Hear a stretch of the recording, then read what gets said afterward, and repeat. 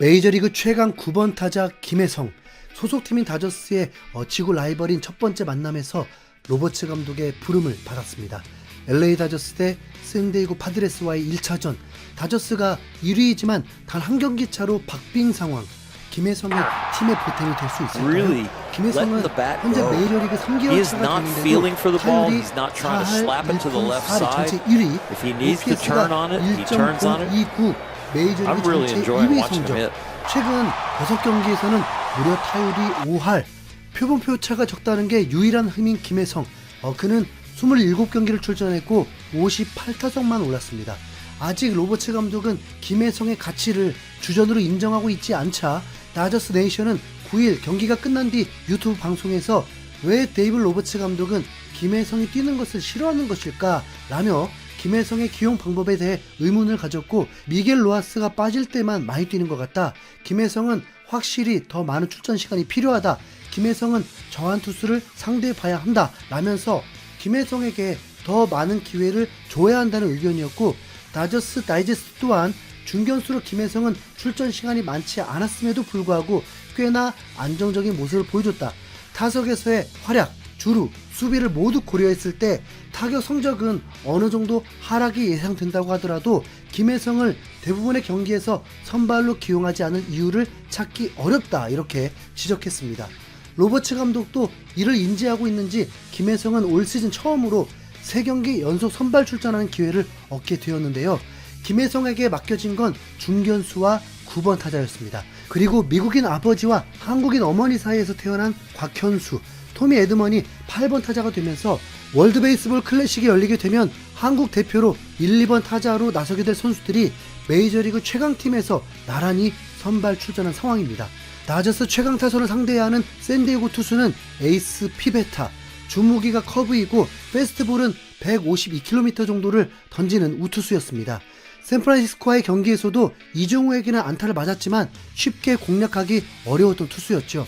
다저스는 하필 최근 성적이 좋지 않았고 그나마 김혜성이 전날 3루타와 함께 2타점, 곽현수는 멀티히트 2타점을 올리면서 한국 선수들의 활약으로 다저스를 연패에서 구해냈습니다. 장타가 매우 부족했던 다저스가 피베타를 상대로 다시 살아날 수 있을까요? 다저스는 언제 부진했냐는 듯 오타니부터 시작해서 연이어 장타가 터지면서 무려 7명이 타석에 들어왔고 2점을 낸 것이 아쉬울 정도로 피베타를 피 터지게 만들어 버렸습니다. 1회에 김혜성까지 돌아올 뻔했죠. 하지만 샌디에고도 만만치 않았습니다. 다저스의 선발 투수는 저스틴 메이. 메이는 들쭉날쭉한 컨디션으로 다저스의 투수진이 완전 붕괴될 정도로 부상자가 속출하면서 마운드에 올랐습니다. 메이 역시 1번 타자 타티스 주니어에게 두들겨 맞고 계속 맞으면서 1회에 2실점으로 이 경기는 라이벌전인 만큼 매우 흥미롭게 경기가 이어지게 되었습니다. 샌프란시스코 경기 때와는 매우 다른 타격전 양상으로 진짜 재밌었습니다. 2회 초 원아웃 상황에서 타석에 선 김혜성, 피베타의 초구는 높은 페스트볼, 김혜성은 전혀 흔들림 없이 볼을 골라냅니다. 방송에서는 김혜성이 타석에 섰는데도 그동안 김혜성이 공수주 맹활약하는 하이라이트 장면을 보여주기도 했습니다.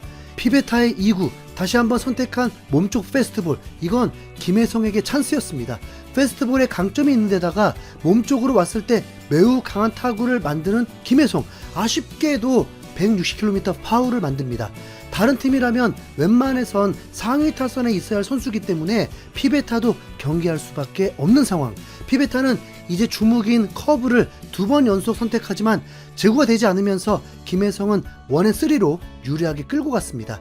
피베타는 5구째 한복판으로 페스트볼을 선택했지만 김혜성은 존을 벗어난 공을 적극적으로 타격하면서 뜬공으로 첫 타석을 마무리하게 됩니다. 경기는 역전에 역전을 거듭하면서 정말 흥미로운 전개가 되었습니다. 샌디에고가 2회에 먼저 1점을 냈지만 3회에 다저스가 3점을 뽑아내버리고 승기를 잡은 줄 알았는데 곧바로 샌디에고가 만루에서 싹쓸이 3타점 3루타를 쳐버리면서 다시 또 역전까지 만들어냈습니다. 4회까지 양팀 스코어는 5대6 상황. 5회 초 다저스가 반격을 해야 했습니다. 샌디에고는 피베타가 5실점을 했지만 4회를 무실점으로 막았고 안정감을 찾을 기미가 보였는데 오히려 교체를 해버리면서 이 스코어를 지키겠다는 전략으로 나왔습니다. 첫 번째 불펜 투수는 일본 자원 투수 마츠이, 평균 자책점이 3점대 초반으로 준수했습니다. 첫 타자부터 잘 마무리를 시켜야 하는 만큼 좌투수를 내보냈지만 먼시는 마츠이 공략에 성공하면서 중전 안타로 출루를 했습니다. 이어진 타자들이 아웃이 되었고 5회 투아웃 주자 2루 상황이 되었는데 이때가 진짜 가장 긴장되는 순간이기도 했습니다. 좌투수 마츠이가 올라와 있고 다저스는 이 찬스를 놓칠 수 없었던 상황이죠. 그렇기 때문에 로버츠 감독의 선택 하나에 김혜성은 교체될 위기였습니다. 김혜성은 지금까지 좌투수를 딱 2번 상대했습니다. 그만큼 로버츠 감독이 좌투수를 만나지 않게 한 거죠. 명분도 없었습니다. 김혜성은 한국에서도 좌투수에게 타율이 나쁘지 않았으니까요. 그런데도 김혜성은 플래툰에 갇혀 있었죠. 방송 카메라가 교체 선수를 비춰주지 않고 있었기 때문에 어느 정도 기대감도 있었죠. 그리고 바로 김혜성이 타석에 섰습니다. 로버츠 감독이 동점 내지 역전할 수 있는 이 기회에 김혜성을 믿고 출전시킨 것입니다. 어쩐 일이래? 김혜성은 좌투수 상대 2타수 2안타였습니다. 한일전인 만큼 이번 타석은 2마리 토끼를 얻을 수 있는 절호의 기회였습니다. 신경이 쓰였던 건 앞선 타석에서 커브에 약하다는 걸 제대로 보여줬다 보니까 마츠이가 커브를 많이 사용한다면 김혜성이 불리할 수도 있겠다는 압박이 왔습니다. 마츠이는 커브 사용률이 2% 이하였습니다. 마츠이 초구는 슬라이더, 스트라이크로 김혜성은 여유있게 지켜봤습니다. 이 정도로 충분히 칠 수 있다는 자신감이 느껴졌죠. 그리고 2구째 마츠이는 또다시 슬라이더를 선택했고 몸쪽으로 던졌는데 김혜성이 제대로 끌어당겨서 1루 간 페어로 총알타구를 만들어내면서 1타점 2루타를 완성했습니다. 팀의 귀중한 동점, 승부의 균형을 다시 맞춰놨습니다. 로버츠 감독의 믿음에 제대로 부응한 김혜성, 이번 경기로 여전히 타율은 4할대입니다. 오타니가 힘없이 물러나면서 동점으로만 만족해야 했습니다. 김혜성은 3타수 1안타, 4할 1푼, OPS는 1.028까지 오른 상황입니다. 이 경기가 다저스가 이기기만을 바라는 건 애매했습니다. 문제는 다저스, 샌디에고, 샌프란시스코가 완전 박빙인 상황이다 보니까 샌프란시스코를 1순위로 응원하는 입장에서 어느 팀이 이기길 바라야 하는지 정말 애매했습니다. 급기야 차라리 다저스의 패배를 바라게 되는 상황이 와버렸습니다. 8회 초 1사 상황에서 김혜성이 타석에 올랐습니다. 그런데 갑자기 김혜성이 벤치로 걸어 들어가더니 교체가 된 겁니다. 그러니까 샌디에고 감독이 김혜성을 상대하기 위해서 좌투수로 교체를 결정했고, 이에 로버츠 감독이 김혜성을 빼고 키케 에르난데스를 올린 겁니다. 이 친구 2할 초반 우타자입니다. 뭔 비교도 안 되는 타자를 김혜성과 교체를 하냐는 말입니다. 결과도 3구 3진이었습니다.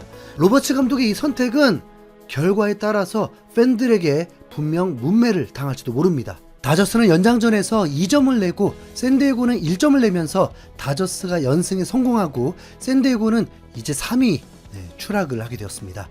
김혜성의 귀중한 동점 2루타의 힘이었다는 거 인정하시죠? 이제 김혜성은 또 언제 나오게 될까요? 참 어이가 없네요. 이상 흰수염고래였습니다. 감사합니다.